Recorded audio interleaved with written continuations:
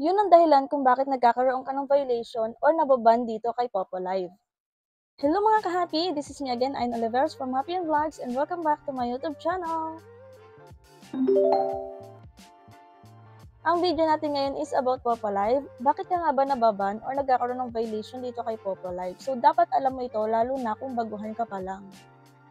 Pero bago yun mga B, kung hindi ka pa nakasubscribe, ay mag-subscribe ka na para updated ka sa mga susunod kong videos at sa mga pa-rewards ko mga B.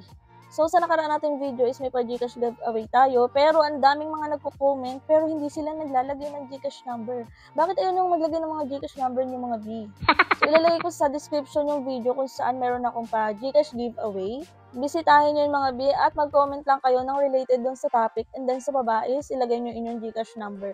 Meron dong susunding format para hindi kayo ma-detect ni YouTube na naglalagay kayo ng Gcash number. So huwag nyo ilagay yung pinakang number ng Gcash nyo mga B. So tingnan nyo na lang din sa video na ilalagay ko yung link sa description. So bakit ka nga ba nagkakaroon ng violation? Baka hindi mo alam mga B na bawal pong iwan-iwanan yung live.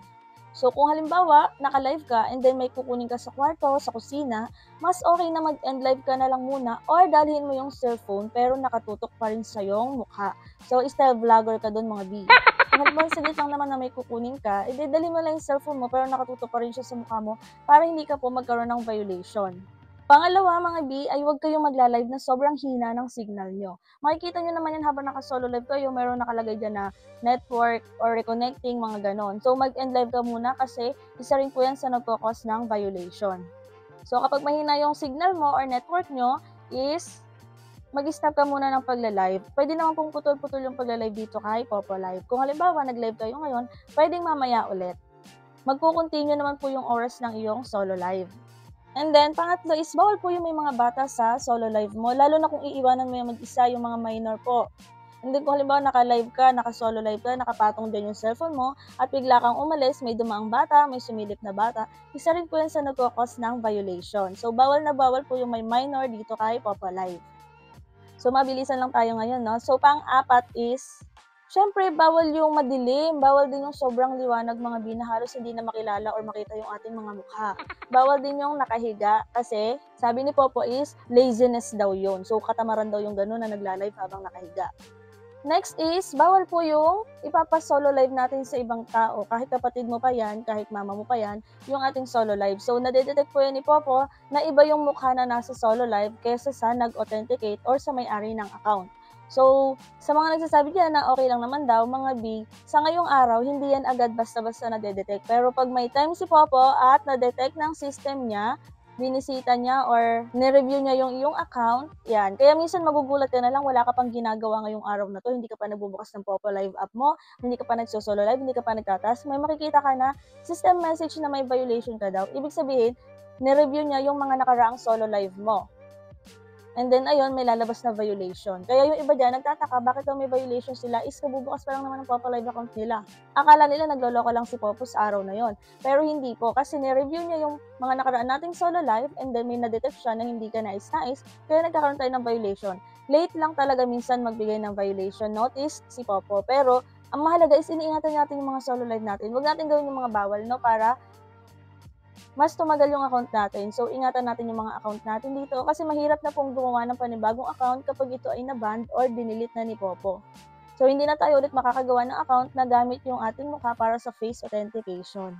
Maliban na lang kung gagawin mo ng paraan yan, pero sayang pa rin yung mga pag-level up natin, di ba? And then, kung halimbawa may ping points or coins tayo, kapag dinilit ni Popo yung account natin, hindi na natin mababawi yung kasi hindi na natin ma-open yung account.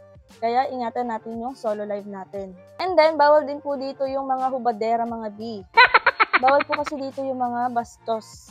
So, unlike dun sa apps na dating ko sinalihan, bago ko sa magpapalive, may isa akong app na sinalihan. And first time ko yon, nagulat ako na ganun pala yung diskarte doon. Kailangan mo talagang literal na dumiskarte. So, dito kay Popo, yan ang kagandahan niya. Bawal yung may mga bastos. So, alam nyo na yung sinasabi ko.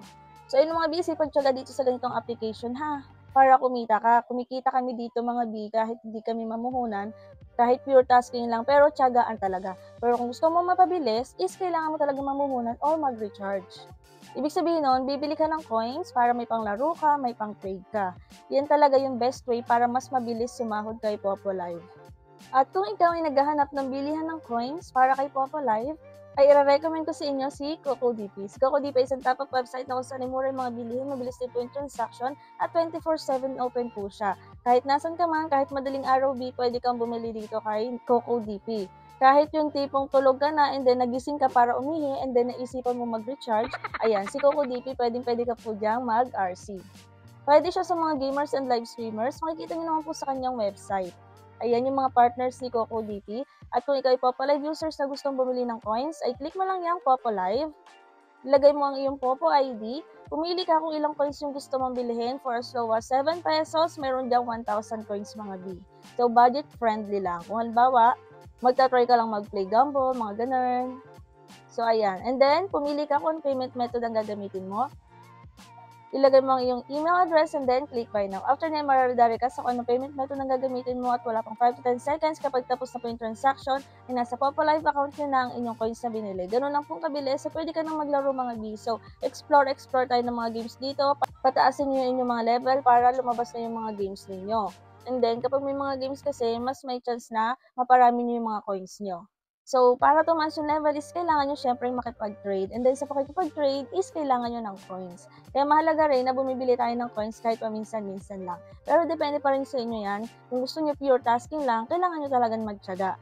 So, medyo matagal lang talaga makasahod kapag pure tasking lang. Kahit sa ang application yan mga B. So, kung may mga tanong po kayo, pwede kayo mag-comment or check yung aking playlist ng aking mga Popolive tutorial dito sa aking YouTube channel. Baka sakali nandun na yung mga sagot sa inyong katanungan. So, yun lang and thank you for watching!